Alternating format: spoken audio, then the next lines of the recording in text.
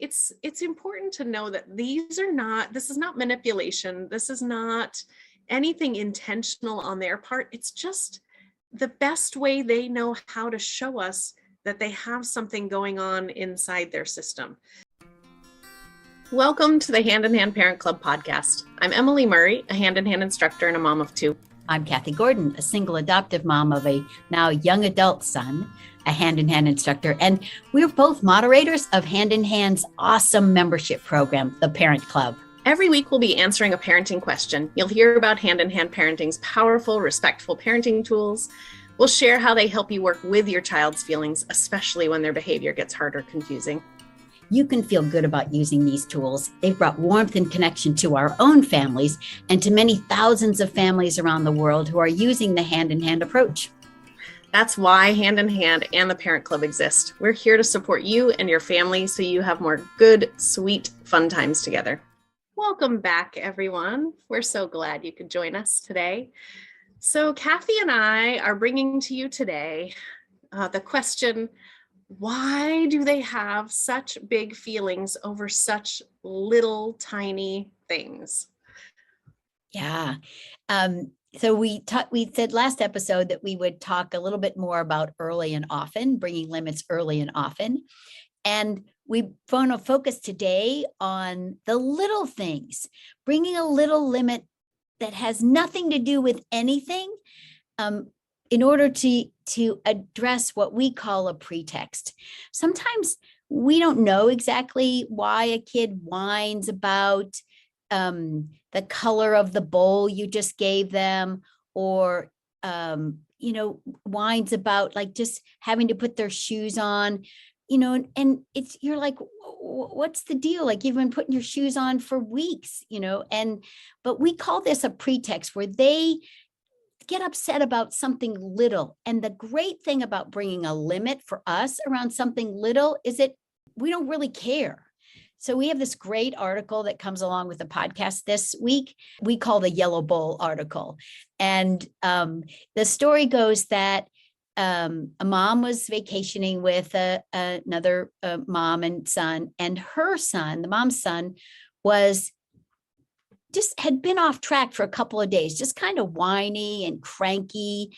And the mom, it didn't seem like there was anything big to set a limit on. Like, he was playing okay with the other child. He was going to bed okay, but he was just kind of cranky and whiny during the day. So it was breakfast time, and she gave him cereal in a yellow bowl, and he whined for the red bowl. And I may be getting these colors confused when you read the article. Could be she gave it to him in the red bowl and he whined for the yellow bowl. I don't remember exactly which, but at any rate, you get the point. So when he whined for the other color bowl, she thought, oh, here's an opportunity to set a little limit. I don't really care. The red bowl's clean. I could swap them out, but there's been something going on with him, something underneath. So I'm just going to bring this little limit, say, sweetie, we're using the yellow bowl today. And he had a big cry and tantrum over the color of the bowl. And the key to this is that we don't want to fall into the trap of thinking like, oh, what is the big deal? Understanding that they don't really know what's going on with them. And so this is a pretext that their limbic system is using, like an opportunity to have some feelings about something they can't even articulate.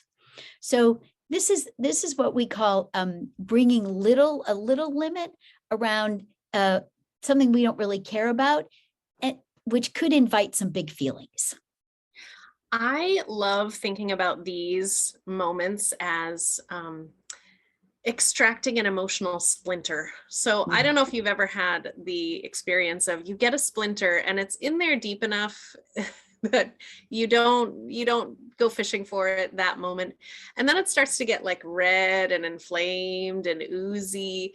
And when we think about feelings in this way, if we could pull emotional splinters out early and often, then we don't have to deal with the inflammation and the ooziness of the feelings later.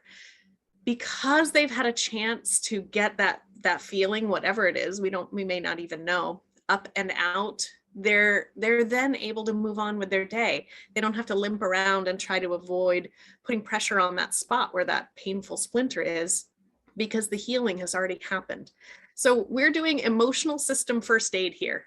Early, taking care of those things really early is really helpful. And they will come up with all kinds of pretexts. And it's important to know that this is not manipulation. This is not anything intentional on their part. It's just the best way they know how to show us that they have something going on inside their system. So, the typical pretexts of what you offer them to wear isn't going to work. Nothing is right. You've offered two choices and nothing satisfies. Or you can bring a little limit in that moment. So they can go to what's causing their inability to choose. And that's probably like maybe some separation anxiety. Maybe they know if they put their clothes on, then the next step is going to school and they don't really want to be apart that day. Or I remember vividly feeling like every breath my sister breathed near me when I was little was like, oh, the sound she's making, I can't even bear to be near her. It wasn't that she was actually loudly breathing.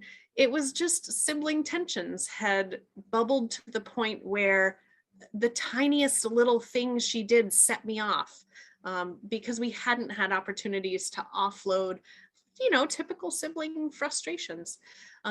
So when you see your child pinballing from pretext to pretext, oh, my tower fell down, or oh, that drink isn't cold enough, or oh, my shirt doesn't feel right on my body.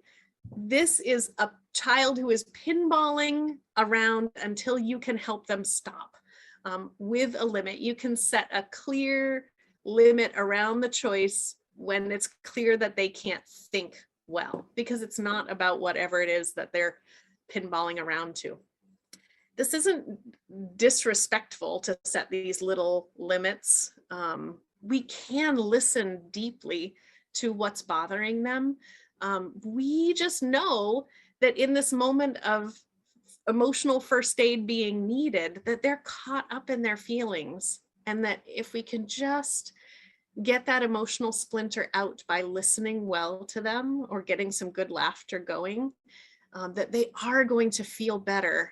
They are going to be able to be their real selves. It really is a gift to bring that limit.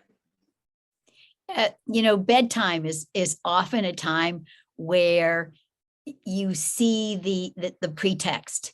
That the blanket has to be just right. The stuffies have to be lined up just right. I need one more drink of water, one more book, please.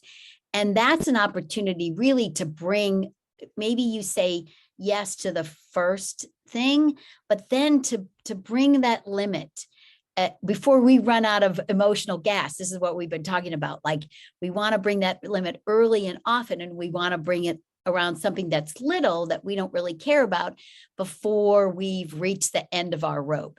So bedtime might be an example, pestering a pet or a sibling, you can tell that their nervous system is like looking for a limit. They're just being a little bit off, and you might like work out the problem one time with the sibling, but then 5 minutes later you turn around and there's another problem. That's your indication that a limit is needed.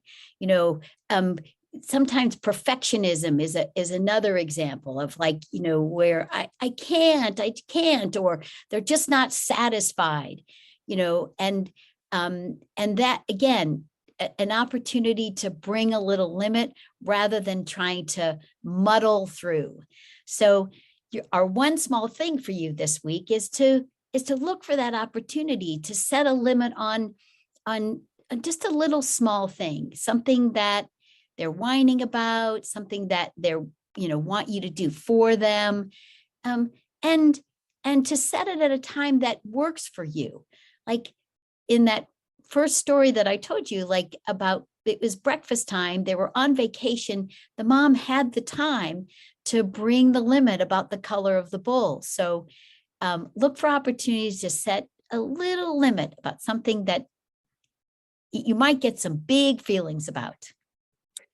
Another way to think about this one small thing opportunity and experiment is you can set limits, like knowing that you want your child at their best later on in the afternoon at a family event or a thing.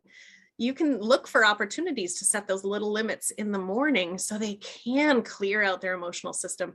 We'd love to hear from you about if your child is able to be their more generous, cooperative selves on the other side of those little limits. And next week, we have a whole other tool for setting limits.